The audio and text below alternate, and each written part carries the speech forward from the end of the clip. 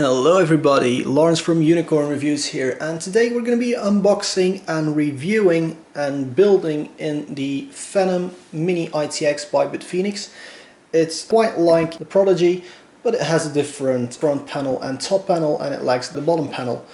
That's the Phenom in a nutshell. I already reviewed the orange and the black version and all the accessories of the Prodigy, but we're going to do a full review on this one anyway. But if you're interested in the Prodigy, go ahead, check out the channel and watch it. Anyway, it's a brown box, black text. On here you get stuff like letters and such. Size, it's 250 by 330 by 374, so it's a pretty big case for an ITX case. Obviously the Prodigy is also quite huge. You got 6 5+1 3.5 drive bays, and then they say you get 11, of course if you don't use the 3.5s, so you get 5 2.5 inch drives. There are fan spacers, or room for fans in the top, in the back, in the front. Wherever you want there are fans. Well, it only comes with 2 fans though, so it only has a front and a rear fan included. This side of the box, it just has pictures of the box in it, of the case in it, and it shows that it has an onboard USB 3 header. The other side has nothing. So let's try and get it out. First up, when you open the top, you get one of these, quick installation guide. So it comes with a pretty thick styrofoam, like the Prodigy once again. It's good stuff. The box was slightly dented, but everything in here is in good shape, so I guess it's safe to say that it's good enough for shipping the case.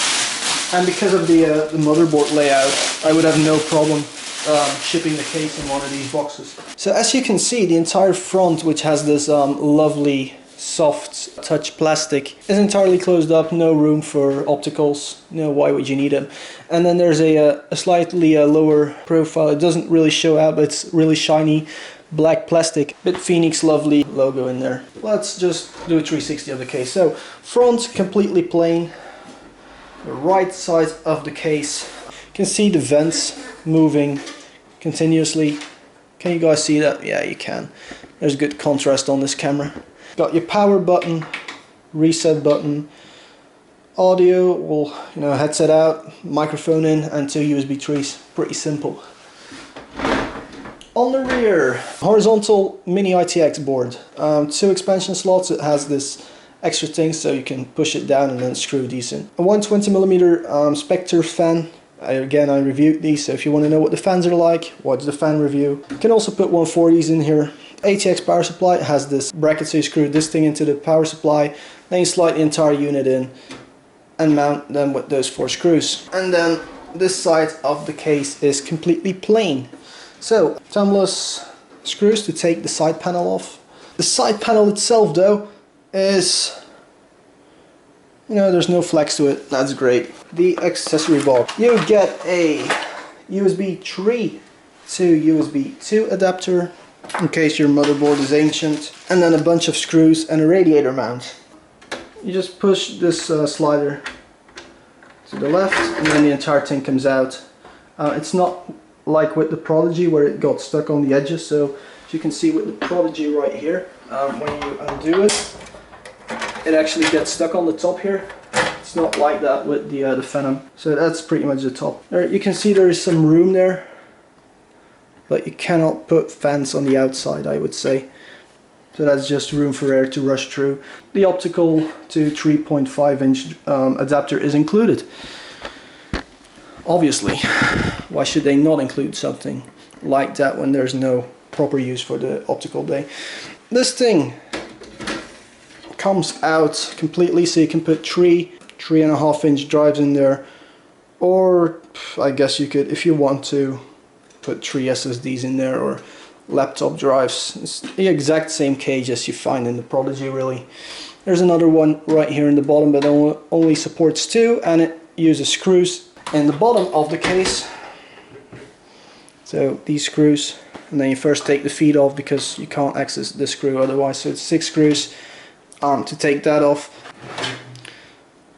Little dust filter for the power supply. Something they apparently did change is the the cage here, which is now rounded instead of all the way up to here.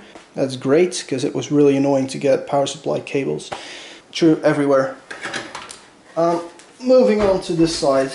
The front panel has room for 2 more SSDs. I think you can get a 9mm in there, so you don't need to go with a 7mm. It has your USB 3 connector, your audio, which no one uses, and then your motherboard pin connectors. Pretty simple, no flex to it, you know, like it should be. So yeah, you again have the fans, which are 3-pin fans, so get 2 of them.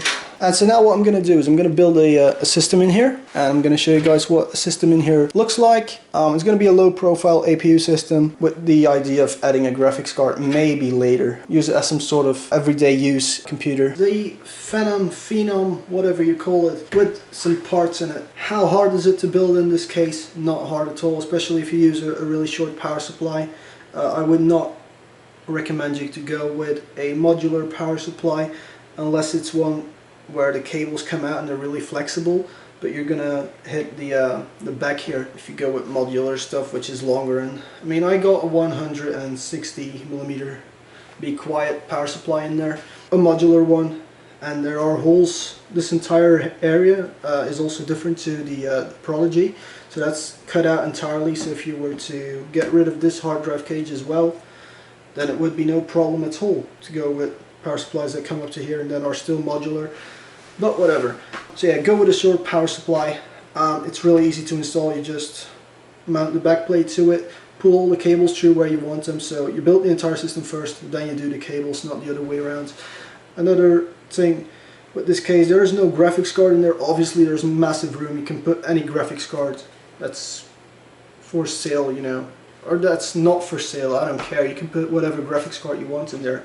You can put whatever air cooler you want in there. However, if you're gonna go with with air coolers that are hard to mount, like the Dark Rock, so an air cooler that you can't put the motherboard in and then put the cooler on. If you put the entire thing in there as a single part, have to cut this edge off to get massive coolers in there, like the Dark Rocks. The Dark Rock 3, they say, is thinner, so it should work with that one. Top tip for you guys: if you go with a SSD plus hard drive in here, flip the drives around so the hard drive is on top and then the SSD is on the bottom, and then you'll get a lot of extra space to stash cables in. Of course, we didn't use this one.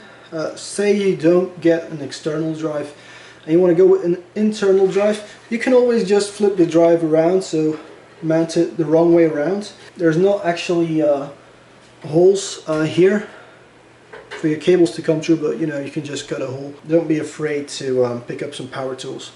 Alright guys, time for the conclusion on the Phenom, which is pretty much a Prodigy with a different panel, front panel and top panel on it. I'm going to start off with the award. I gave the Prodigy a Platinum Award because it was just revolutionizing to the mini-itx industry. So the Phenom gets the Gold Award because it's just a rip-off of the Prodigy. So you get all the same cool features, it's just the styling that changes. So all the water cooling support is still there if you go for Prodigy M, so the micro-atx one. It's still the same with the Phenom M. So if you watch a review on the Prodigy, all you have to keep in mind is that the Phenom is the same thing, it just doesn't have an optical slot. So yeah, thank you all very much for watching. If you like the video, like. If you dislike the video, dislike. And please leave a comment and subscribe to the channel. Thank you all very much for watching.